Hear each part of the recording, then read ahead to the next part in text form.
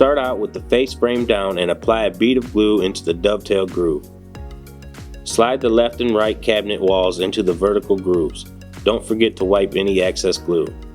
Now slide the top and the bottom of the cabinet into place using the groove on the side of the cabinets.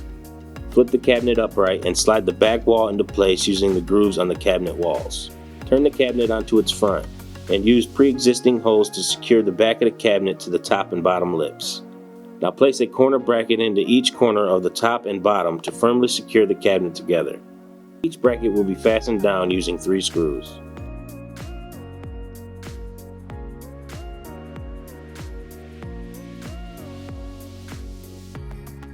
Place the door face down and set each hinge into place, making sure the holes on the hinge line up with the holes on the door. Fasten them down with 2 screws each. Then place a rubber bumper in each corner on the door opposite your hinges. Now place your door with attached hinges to the inside lip of the face frame and attach them to the cabinet using pre-existing dimples on the face frame.